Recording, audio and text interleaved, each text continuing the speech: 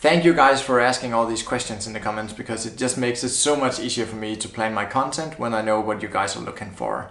So I want to address some questions directly in this video here. Trials and Errors is asking, how much do you pay your writers per word normally for your outsourced articles? As I've told you guys a couple of times, I have my own writers. They are hired by me on a regular basis. So they're not on a contract with me. They're just freelancers working with me over a long period of time. And I pay them 2 cents per word. And that's probably on the low end. I know a lot of publishers are spending more like 3 or 4 cents per word. So again, it totally depends on the expert level they need to have. You know, if they are writing beginners content, you typically don't need to pay more than 2 cents per word. And that's also the type of content I prefer to have on my sites, because as we've talked about, there's just a lot more beginners than there are experts. You know, if you write content toward beginners, you'll have a lot more readers in most cases. Some of my most visited articles across all my sites are always about very general, broad beginners questions. Something you would never ask if you had almost any experience with the niche firsthand. So I should probably also explain a little bit about my hiring process, because I typically go over a lot of applicants before I find my writers. So I really dig deep to find these writers, and maybe I didn't have to do that if I paid a little bit more. I guess if I paid 3 or 4 cents, I could probably quicker find writers.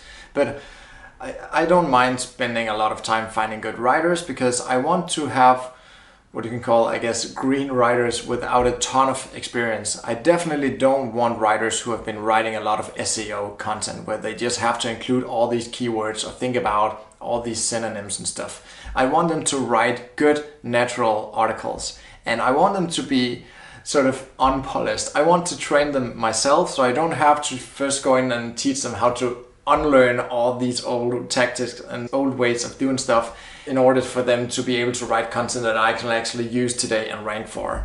As you know, I'm not using a lot of SEO tricks and hacks on my sites. I just try to write the most helpful content I can, because I'm very, very confident that this is the main ranking factor. Google is very clear about this. Just write the best possible content that's better than everything else out there, and something that you can obviously rank for. I mean, check the competition and all, but just write good content, then you'll be able to rank for it. So that's why I want to hire writers without a huge background of writing SEO content. You know, many writers who want to get paid more than 2 or 3 cents per word, they will have a big back catalog of articles they've been writing for other sites, and typically they will have so many things that they need to learn how to do differently if you want them to just think about the reader only and not to include all these keywords or whatever. So there's that. So 2 cents per word is what I pay my writers, and I guess I will soon start experimenting with paying a little bit more and maybe have more expert level writers on board, people with more experience within the niche that I'm targeting. The next question here is from Web Dev Reader. He or she asks, can you suggest a free SEO friendly WordPress theme for blogging, or can you make a video about how to find a good WordPress theme? So I prefer to keep things really, really simple, and that's why I use the same theme across all my sites. So that one theme has changed over the years, but for quite some time now I've been very, very happy to use the Astra theme. You heard me talk about this. So let me just tell you a little bit about why I love this theme so much. First, it's really fast. And secondly, there's so many features and things you can do with it without you having to pay for it.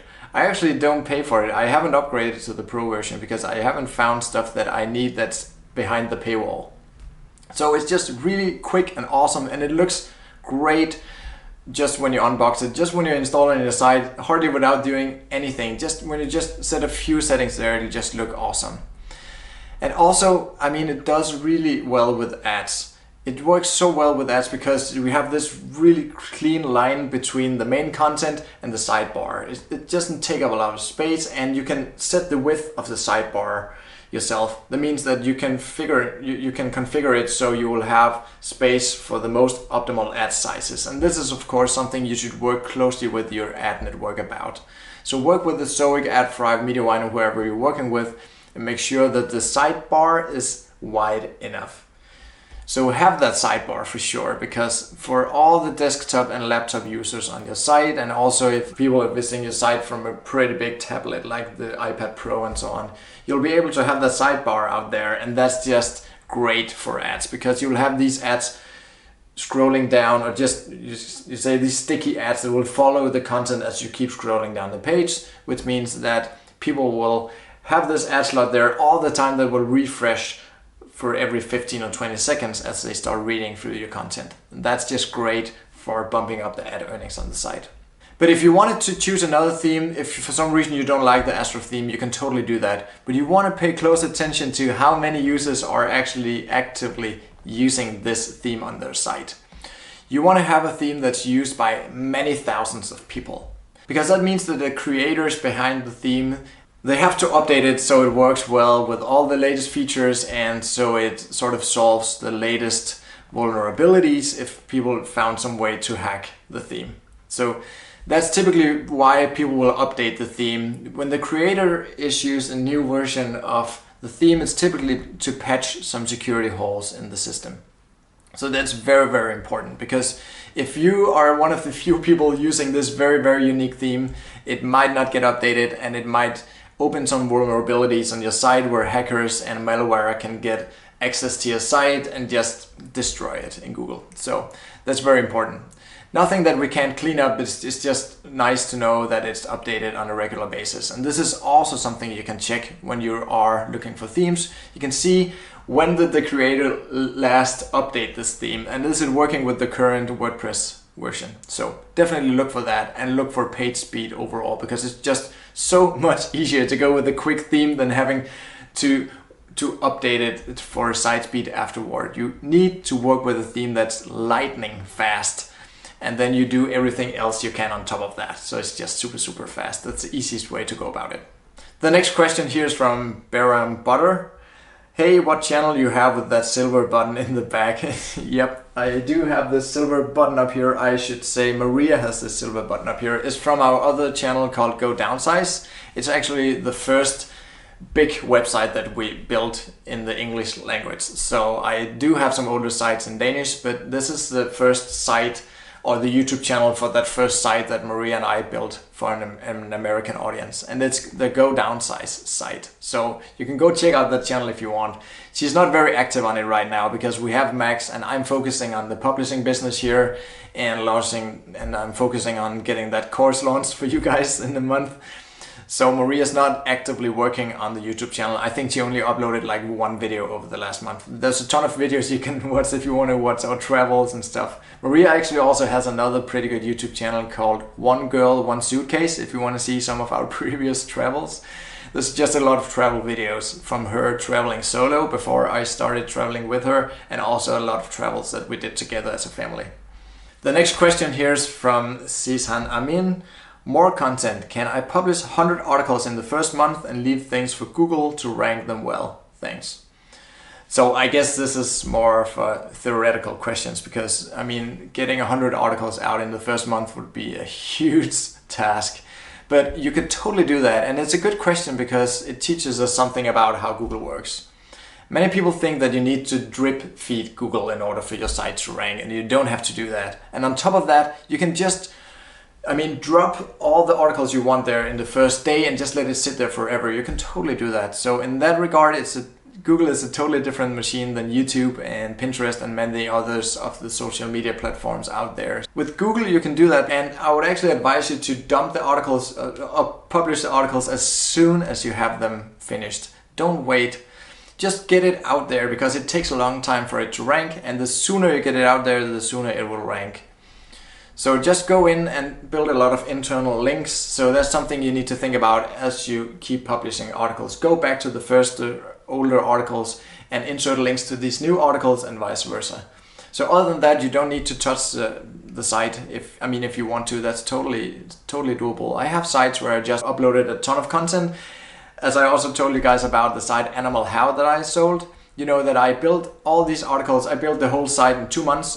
I wrote the majority of the content, I think it was in November, and then again in March or April 2018 and 19. And then I almost didn't touch it after that. I just put ads on there as I saw the traffic starting to come to the site, and I did nothing to it. It was very, very passive for me. I mean, initially I wanted to build it to become this huge site, but I ended up selling it instead because I got a pretty good offer and I had some other ideas that I wanted to pursue also.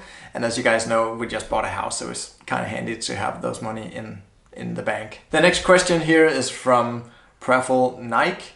Nice video. Do a video on how to make blogging a full-time career.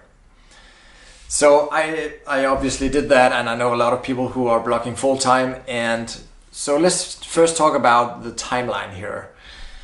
Within the first year, you'll not see a lot of stuff happening on your site, and that's just because it takes a long time to rank. So that's something you need to prepare yourself for mentally. Check out the video I uploaded maybe a month ago when this video is out about how to stay motivated blogging until you see some success with your site.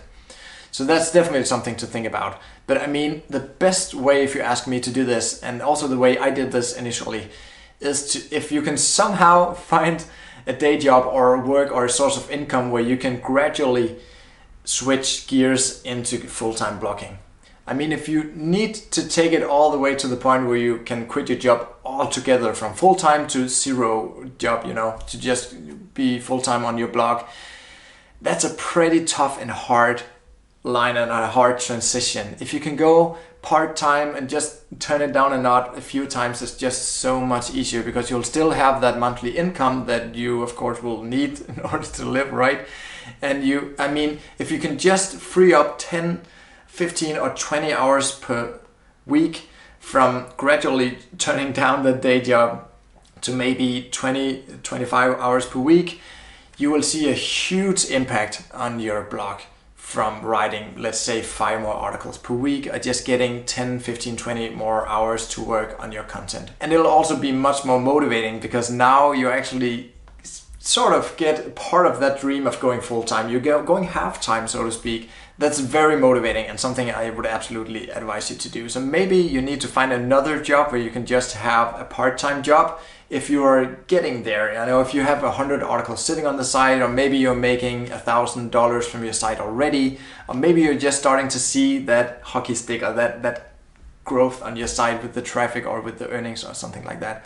I would definitely try to see if I can find a part-time job at this point. And then, I mean, also see if you can cut out all the expenses in your life. That's totally what Maria and I did, and that's also why we created this Go Downsize site, because that was actually what we was doing actively during that period. We wanted to transition into become full-time bloggers, but we just didn't have the salary to support that yet. So I actually got another job where I could just work part-time, and that enabled us to go hard on blogging and just spend like almost all our time on creating content. And Maria would do YouTube videos and I would create content for the site back in the day. And that was just awesome. And of course we also downsized our house. We moved into actually this room in here and this room in there. And the rest of the house we rented out to 1 and 2 tenants. Sometimes we had one person there, sometimes we had a couple in there. And I mean, that was kind of annoying, but it was just so motivating to be able to live on less and to be able to have lower expenses during that period, because as soon as you can free up just 5 or 10 more hours per week from lowering your expenses or maybe working a little less, totally do that and craft that plan, because you will eventually get there, but you'll get there much faster if you can spend more time on your business and you don't have to wait till you actually quit your job. So thank you guys again for tuning into this channel. I really appreciate you hanging out here and you watching my videos and giving me all these really sweet, nice comments. I read all of them when I can, but I cannot read all of them every time. I try my best to go over as many as possible, but I cannot answer all of them. So again, just a quick reminder, if you want to ask me questions, put them in the latest video always, because for the latest video, I will always check all the comments. See you guys in the next video.